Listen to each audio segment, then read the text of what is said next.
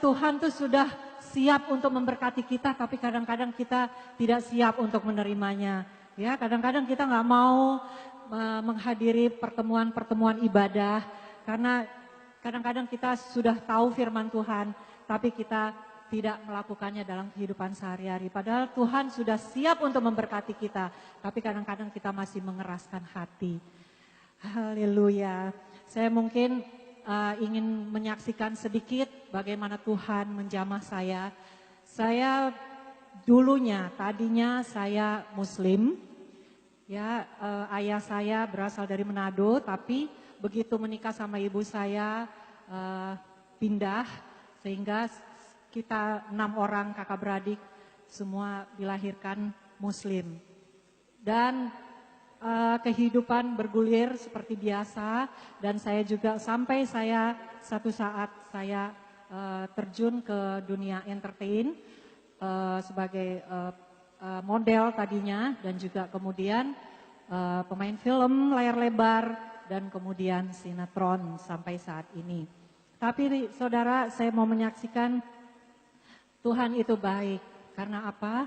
Karena Tuhan menjamah saya di saat saya sedang dalam kebimbangan, mencari kebenaran itu di mana. Saya selalu berdoa, dulu saya sholat 5 waktu, saya selalu berdoa, Tuhan tunjukkan saya jalan kebenaran itu. Selalu saya berdoa seperti itu. Dan puji Tuhan, saya pada waktu itu ikut KKR tahun 89, saya mengikuti KKR di Istora. Di situ dikatakan bahwa ada kesembuhan ilahi, dan saya membawa papa saya yang sedang sakit keras, sakit kanker stadium 4. Saya bawa ke KKR itu padahal saya belum percaya sama Tuhan Yesus. Dan hari pertama saya tidak mendapatkan apa-apa, dan ayah saya ditumpang tangan juga belum disembuhkan Tuhan. Hari kedua saya datang lagi. Nah, di situ saya dijamah Tuhan. Begitu saya menaikkan satu pujian, saya diurapi oleh Roh Kudus, dan saya nangis terus sepanjang kebaktian itu. Dan ayah saya didoakan lagi, juga tidak terjadi sesuatu apapun dan tidak sembuh, belum sembuh. Hari yang ketiga saya datang lagi, di situ saya baru mendengarkan firman Tuhan. Betul-betul saya fokus mendengar firman Tuhan. Ya, firman Tuhan ditabur itu tidak akan kembali dengan sia-sia. Firman itu bekerja dalam kehidupan saya dan sampai saat ini. Memang ayah saya tidak sembuh secara jasmani, tetapi Tuhan punya rencana lain bagi papa saya. Papa saya meninggal, dipanggil Tuhan, tetapi sebelum meninggal Tuhan sudah jamah hatinya sehingga papa berbalik lagi menerima Tuhan Yesus dan dibaptis. Ya, seperti anak yang hilang akhirnya kembali kepada Tuhan Yesus dan meninggal dalam Tuhan.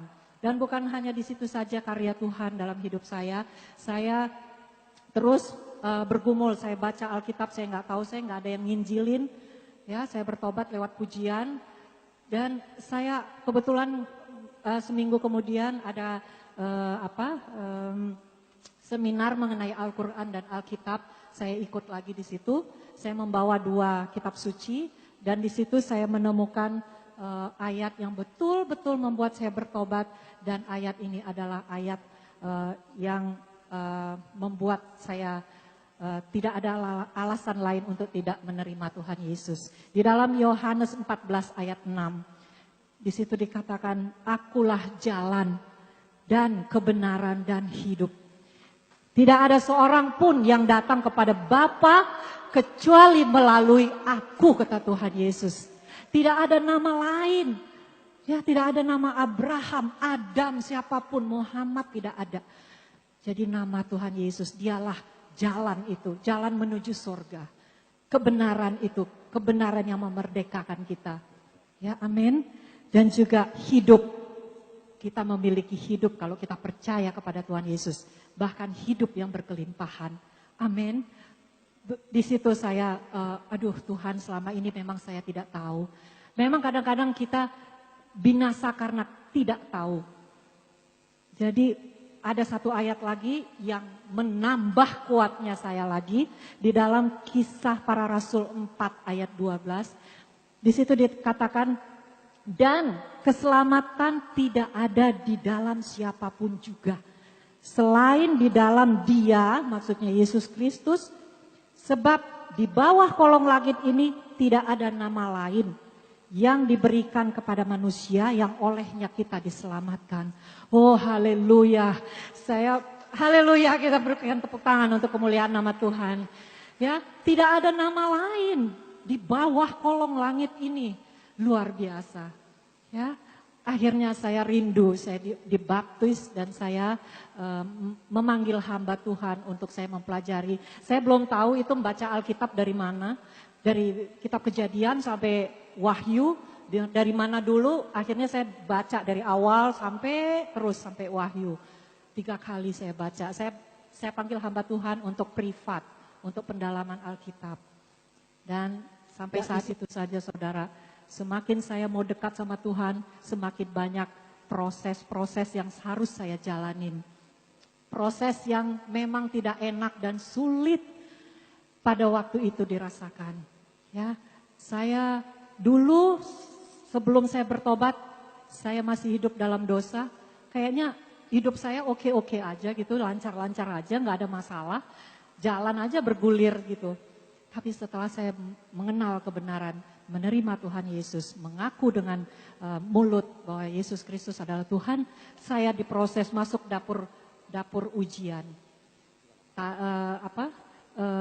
Dalam proses-proses yang betul-betul saya belum pernah mengalami sebelumnya. Saya diproses sampai saya habis dicuci oleh Tuhan. Bersih maksudnya apa? Saya dibikin nol. Nol itu maksudnya apa? Tidak punya apa-apa saudara. Yang dulu saya dapatkan pada waktu saya belum bertobat, Tuhan kikis habis. Saya nol bahkan minus sampai saya menjual-jual barang untuk makan. Tapi puji Tuhan, Tuhan itu baik. Tuhan kembalikan, enggak begitu lama Tuhan kembalikan berlipat kali ganda. Oh luar biasa, thanks God. Ya, terima kasih Tuhan Yesus, dan Tuhan mau setiap kita tidak beroleh kebinasaan tetapi beroleh keselamatan. Dan Dia tidak mau melihat kita binasa. Dan begitu besar kasih Allah akan dunia ini sehingga kita anak-anaknya diberikan keselamatan itu. Dia mati, menderita, bahkan mati di kayu salib hanya untuk siapa? Untuk kita semua. Amin. Amin. Begitu besar pengorbanan Tuhan Yesus. Dan begitu saya terima Tuhan Yesus, hidup saya berubah. Pola pikir saya berubah. Amin. Hati saya berubah. Dulu kalau saya ada orang memfitnah saya sedikit, langsung. Langsung saya bereaksi. Meresponi bahwa apa? Kayaknya mau ajak berantem. Tapi sekarang Tuhan ubahkan sehingga saya memiliki hati seorang hamba yang tulus melayani Tuhan. Dan saya menanggalkan semua yang ada dulu, kesombongan, iri hati, dengki, dan semua saya tanggalkan dalam nama Yesus. Dan saya sekarang mempunyai hati yang baru, hidup yang baru, yang lama sudah berlalu, yang sesungguhnya yang baru sudah datang. Amin. Luar biasa kasih Tuhan. Semua ini karena anugerah Tuhan. Kita dipanggil oleh Tuhan Yesus bukan karena kita hebat. Tetapi Tuhan pilih kita untuk satu tugas yang mulia. Untuk melayani Dia. Amin. Jadi saya tidak mampu. Saya paling gak suka orang bilang sekarang, wah artis bertobat karena udah gak laku gak laku dipakai sinetron, udah gak laku dipakai nyanyi. Jadi dia pelayanan sekarang. Aduh Tuhan, sangat berdosa sekali menghakimi sesama. Padahal kita ini bukan kemauan kita, tetapi Tuhan yang memberikan, Tuhan yang memilih kita untuk kita menerima keselamatan itu adalah anugerah yang begitu besar. Amin. Jadi kalau saya dibilang saya bertobat karena tidak laku lagi, aduh, mungkin di sini juga ada Bapak Pendeta Adek Manuhutu, ya Pak Adek ya, beliau juga bertobat bukan karena tidak laku lagi nyanyi. Amin. Karena memang panggilan Tuhan, Tuhan sudah menempatkan setiap kita di mana mau ditaruh. Dan puji Tuhan, saya bersyukur Tuhan juga tempatkan saya pada komunitas anak-anak Tuhan, hamba-hamba Tuhan yang senantiasa mendukung saya.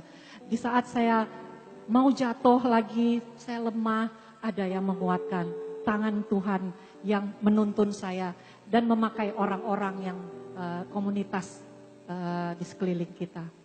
Amin. Saya juga sekarang ini terlibat dan tergabung dalam panitia Paskah. Saya dipercayakan juga saya pengurus Hagai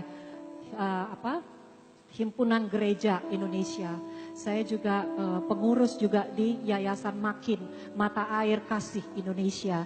Dan saya juga tergabung juga dalam satu ministry 247 Global Ministry. Amin. Semuanya itu karena anugerah Tuhan. Bukan karena saya mau mempromosikan diri saya, enggak. Siapa yang mempromosikan diri kita? Tuhan.